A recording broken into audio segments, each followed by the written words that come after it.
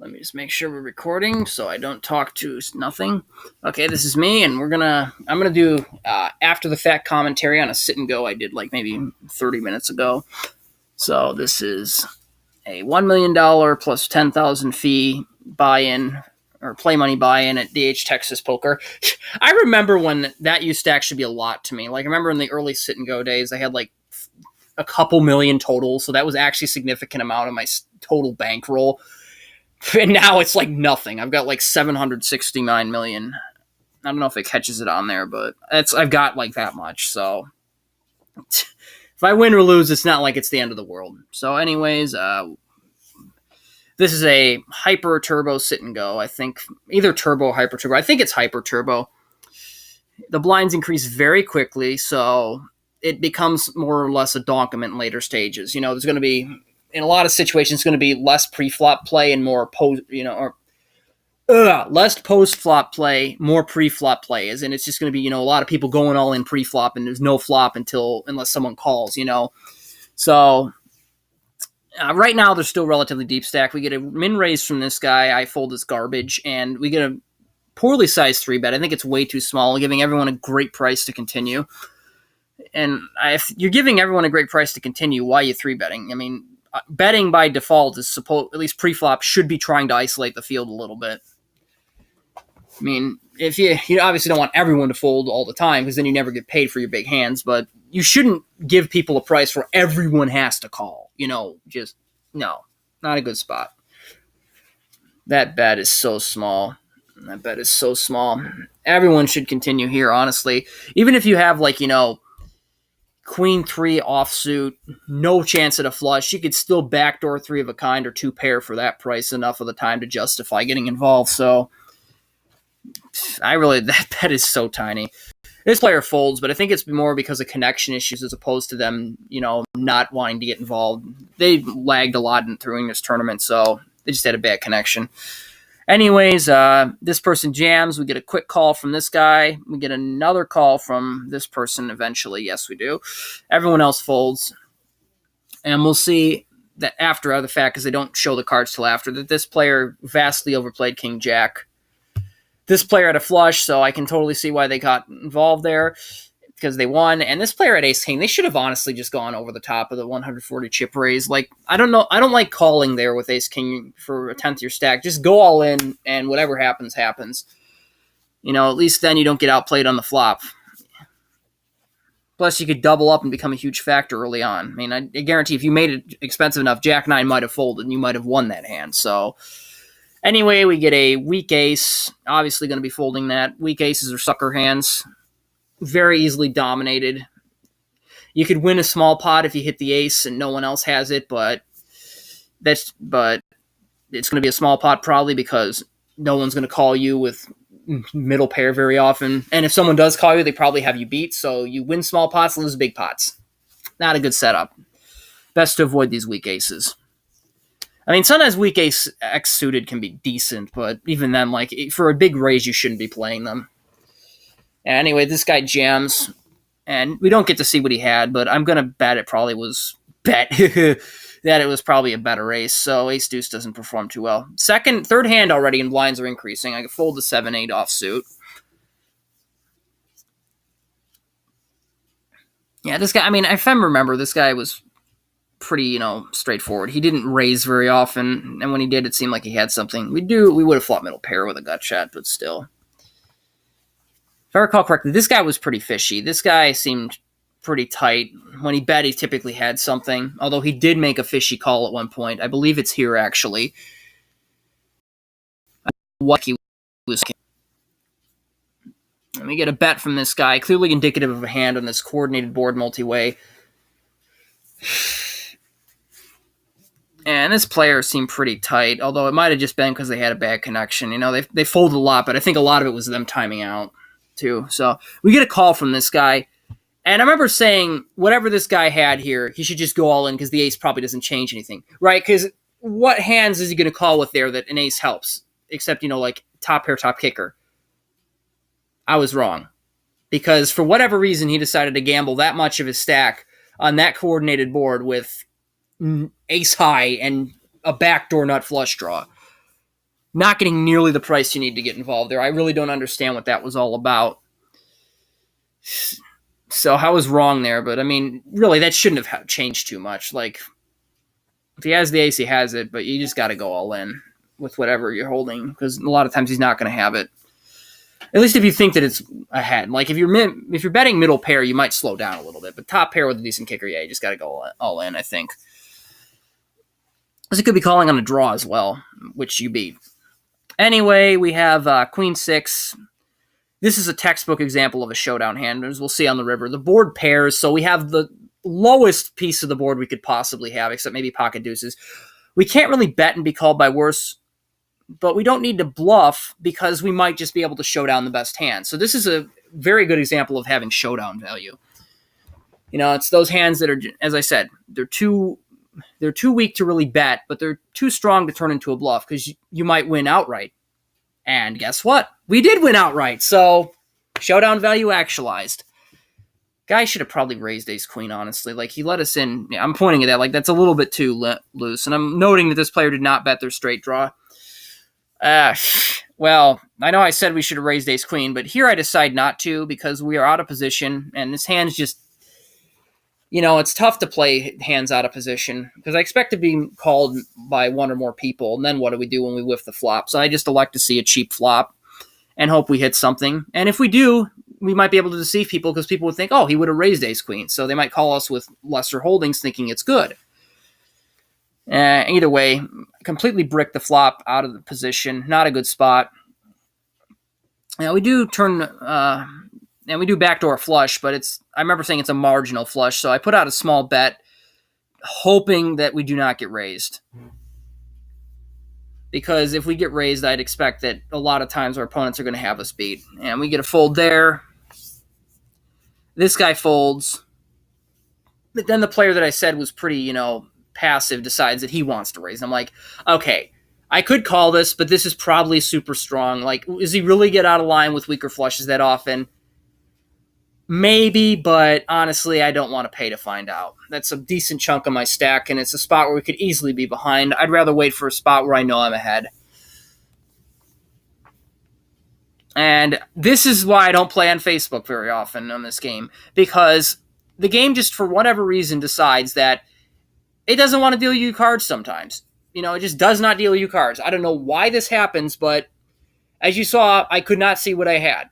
So I tried to refresh the tab to maybe get some visual on that. Sometimes that works, although it takes forever, so you usually get folded out before you ever get a chance to see what you would have had, as is the case this time. But sometimes if you're quick enough, you can actually get it to reload your cards and still act before it folds you out, but not this time. Really frustrating when that happens. Who knows? I mean, we don't know what we had. Chances are it was nothing, but it also might have been, 7-8, which would have been a really, really, really strong hand here. Not the nuts, obviously, but still, it sucks to be folded out like that. And I'm making a note that this guy did not bet his straight, so that makes it more likely that when we folded the queen high flush, it probably was not good. Because if he doesn't bet the min straight or the low end straight in position, like, what does he bet? He's got to have a really strong hand to bet, typically. So I'm thinking that we're not good there with the queen high flush very often. So retrospect, I think that was a good fold.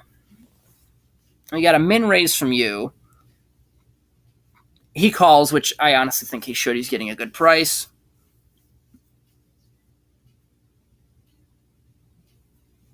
Oh yeah, I remember the tell from this guy. This guy, see, he min bets here. And right there, I'm thinking he probably didn't hit the flop.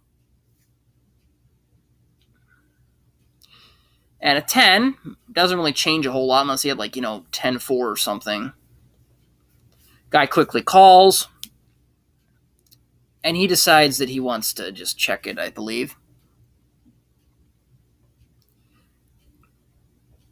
So this is kind of a guy that's really tough to bluff against because I can understand the flop call, but that was not unless that was a read-based call, he was not getting a good price to hit the straight on that turn, so I don't agree with that unless it was a read-based decision. If he's like, okay, I think the guy's full of crap there based on his flop bet and his turn bet, I could say fine, but that's a pretty loose call otherwise. It was correct, but still it was loose. Obviously going to be folding 7-4. Let me, oh, my cursor on the video is over that, so.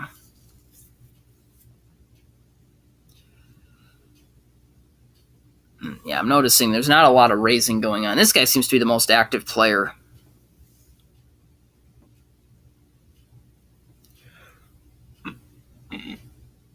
Sorry.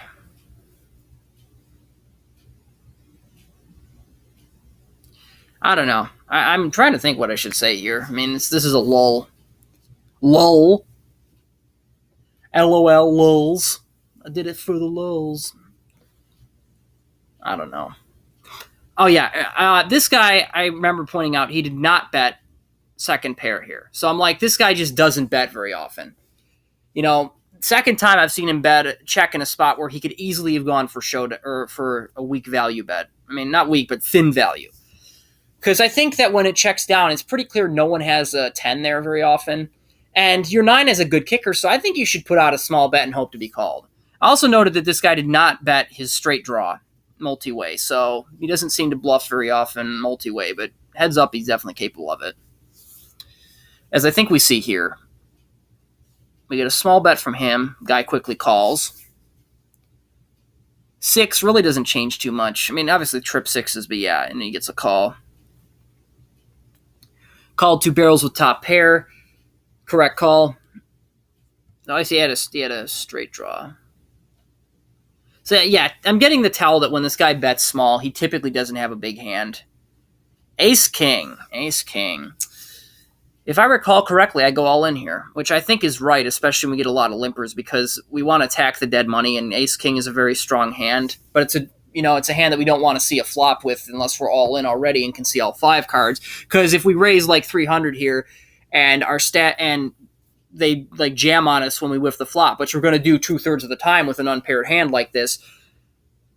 Oh no! I remember the guy, he raises me, and I'm like, you know what? Ace king's just so strong. I got to go for it.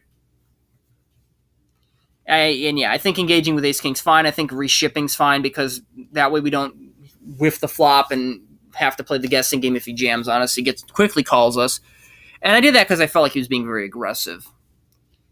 Great river, and we take him down, and we are now in second place. But yeah, that's a read-based decision. Obviously, we could be behind there, but if we are, it's probably not by much. And I just felt like the guy was, bluffing a lot. He's certainly capable of doing that with less than ace-king. So, queen 10. If I recall correctly, I just complete here because I'm like, I could jam on this person, but why would I want to? Because if they call and we double them up, then suddenly we have a decent-sized stack as opposed to a short stack, and we don't want to give short stacks chips unless we have to.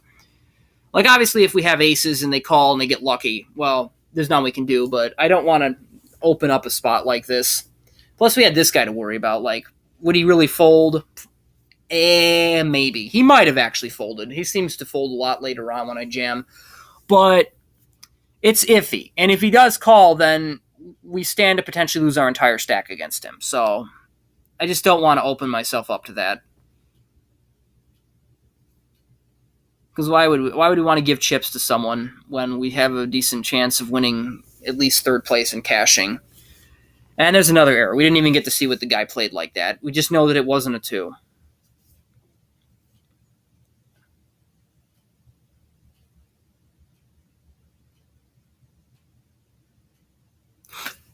That's a pretty weak limp with that stack size, honestly. I think if you're going to engage, you should be just going all in or folding. I mean, maybe I could understand not risking everything there if you have a bigger stack, but like you can't afford to be just throwing away 1/5 of your stack there. Plus, you're a short stack. You got to double up or at least pad your stack a little bit. You can't, keep limping your way to victory very often. So, I think that's a weak play.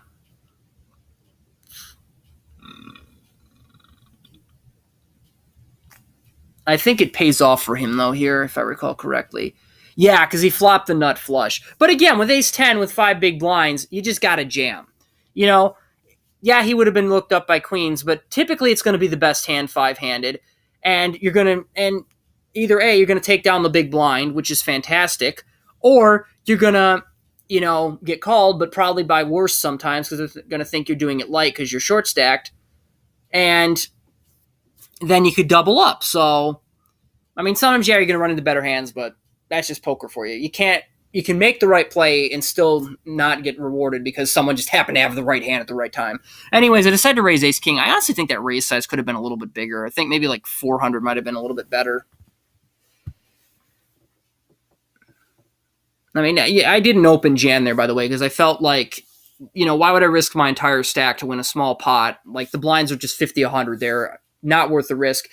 And a lot of times we're going to get folds, but when we do get called, we stand a chance to lose a substantial portion of our stack and potentially give up our lock on at least third place. So that's just not a good spot to go all in. I think you do have to raise there, though. But again, I probably could have raised at least like 350.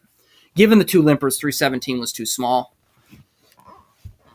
And again, we see an example of this guy doesn't bet a hand. Like, I think he should have definitely bet a jack when that hit on the turn. He should have bet to defend against the straight draw. And to get value from worse.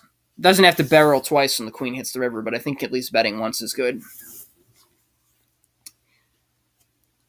And blinds have increased again. I mean, again, look how many times the blinds have increased already. And how long we've been doing this? 16 minutes, so it gets real really fast. Anyway, I decided to just check because I'd seen him call a lot. And I check it again. Then this card hits the river, and I think, okay, well, I can't win the hand by showing down because I have 6 high. I'm never going to be good here. So I decide, okay, I'll take a stab at it. This is a pretty scary-looking board. And he showed no interest in it, so maybe he doesn't have something. Unfortunately, he looks us up. With that hand, can't say blame him, although I remember I grumbled so much about, like, why is he limping with ace-king? I mean, it worked for him, but at the same time, I think you should honestly bet the turn. Just to try and build a pot if someone does have something and defend against draws and get money in against weaker hands before a scare card like that queen hits and allows them to get away from it easily. So I just don't like that play. I think that he should have bet the turn there a decent chunk of the time. I don't know. I mean, again, he did get me to bluff with worse, so it worked for him there, but I think that betting the turn probably is a good idea there more often than not.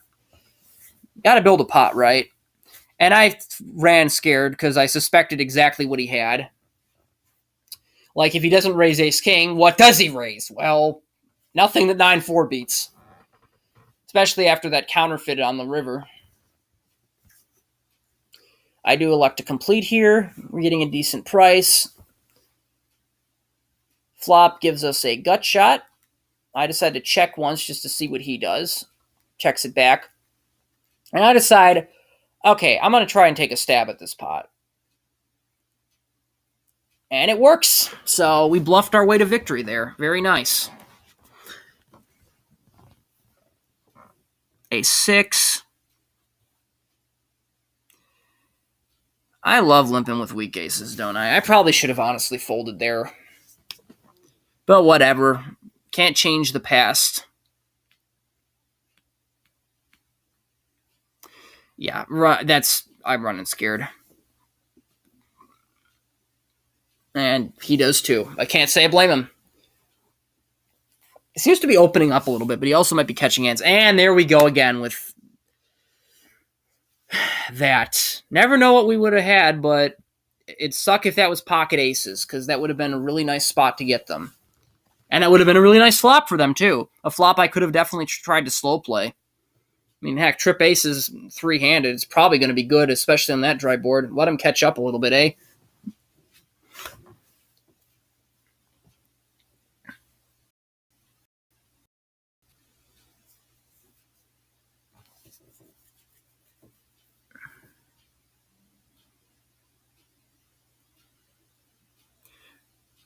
Okay, and I was breathing a sigh of relief that the blinds did not increase again here.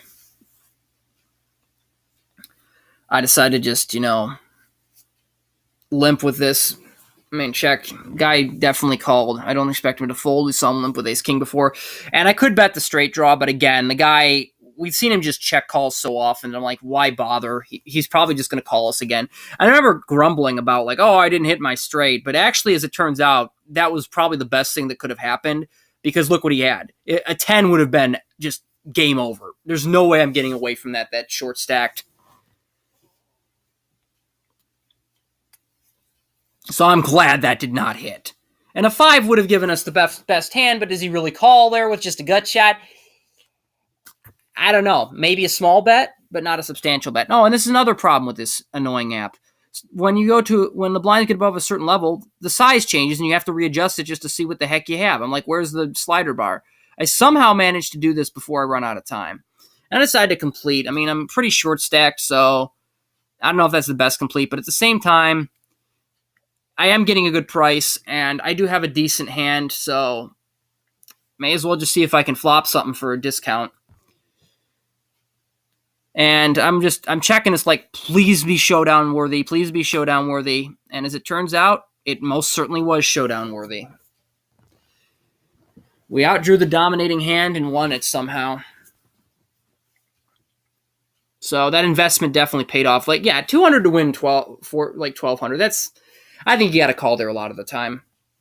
I probably would have honestly just shipped against this guy had it been, fold, but as it stood, I'm like, you know what? If I ship, I'm going to get called, and I know I'm not going to be head, so I'm just going to see it for a discount. Ace-Jack. Well, with 5 big blinds, I decide that I may as well just rip it here. I don't want to play a flop, and this is probably the best hand, so I'm going to put pressure on the blinds and see if I can take them down. Chances are they're not going to wake up with something to call me with, and we might be called with worse sometimes. However, as it turns out, that didn't happen, but I can't say I complain. Winning or getting 25% increase to your stack is not a bad thing ever, especially without a showdown. If I could play poker and that happened every hand, I'd be very rich. And this guy does a very weak limp. I don't understand this at all. And I decide with Ace-King, I'm going to ship again, just to try and put this guy all in, plus just attack the dead money with a hand that performs very well against these guys. And this guy makes a fold. I think I agree with that. Why would you risk going broke against a player that probably has you beat? Unfortunately, the dominating ace does not hold, and this guy gets a huge pot out of us. But I was trying to bust him. And why shouldn't I? With a hand like Ace-King, that's definitely strong enough to engage. We got King-4 here. And as I said, remember, I mentioned earlier the guy might fold. As we saw, he folded twice, so he's definitely capable of folding pre-flop. It's just he underplays big hands a lot of the time, so... And he does make loose calls post-flop sometimes, although he was right in both cases, so I can't say fault him. Anyway, I decided to check the king with the weak kicker out of position, see what everyone does. Obviously did let the draw get there for cheap if they had him, but I didn't want to go head-to-head against a better king or something, so... Exercise pot control. But when it checks around, I'm pretty sure the king's good. So I put out a value bet and hope to get called by worse. And as it turns out, that's exactly what happens. So yeah, he's pretty inelastic post-flop, but he definitely does have a fold button pre-flop. King-4, not getting the discount, not going to call with that this time. We're ship leader, by the way. I realized that right now. And I noted that this was a pretty weak limp on his part. Like, he has 3 big blinds. Unless you have a hand that's super strong like aces and you want to try to induce a shove, or you want to just let people catch up and hope they catch something like top pair that they'll pay you off with and you get the double up on the flop, I just don't see that being a good play. A lot of times, you got to go all in. You got to go all in and put pressure on the blinds. If you double up, fine, but it's better than limping, and then going broke because you get blinded down. So go down fighting. Dominating hand wins, as it should. He should have shipped there, honestly. And again, this guy should have just put him all in. He would have been behind, but against any 2 cards, Ace-10 performs pretty well. So he should have gone all in. Ace-9 in the big blind. Not super eager about calling this, but we're getting a good price, and we have an ace, so we got to call. Don't want to give him a walk, and as it turns out, that was the right call. Can't say I disagree with that ship, honestly. 10-7 suited that short's probably the best you're going to get, so may as well go down swinging, as I say. 9-5. I believe this is the second to last hand. So I call because I don't want to jam on this guy, get called, and double him up and potentially go broke. Just elect to see a cheap flop. Flop a flush draw. I consider betting it, but I'm like, I'll just check and see what he does, and I'll bet the turn. Obviously hit the flush, going to bet for value. And fortunately, well, whatever. I mean, this took me by surprise. I'm like, really? He's going to raise? I considered folding here, but I'm like, okay, he could do this with two pair. He could do this with a straight. And we're heads up, And he could have a weaker flush as well. I think I just got to continue and hope he doesn't have that. And we're getting like over 10 to 1 on our money. We have to call here, even though I suspect I'm going to be behind very often. Unfortunately for him, however, he did in fact have the straight, and we take him down. So that was definitely the right call. Especially, there's the king and the queen of hearts, but all other heart combos we beat. So, and I decide, he's so much in already, I decided to just not give him the walk and see if I can bust him right here. Obviously, this is a bit loose, but at the same time, I don't want to give him a walk and let him pad 400 to his stack. He does calls, he should with any two, and we get lucky and outdraw him, and that's the game. Again, a bit of a loose shove, but at the same time, it didn't really jeopardize my stack to double him up there too much. We still had a substantial chip lead, and we had a chance to bust him without investing too much more money. So I'm like, I'm going to take it and hope it works, and it did. So, yeah, first place. Can't argue with that, and I think we can pause here because this is just me going over stuff. Retro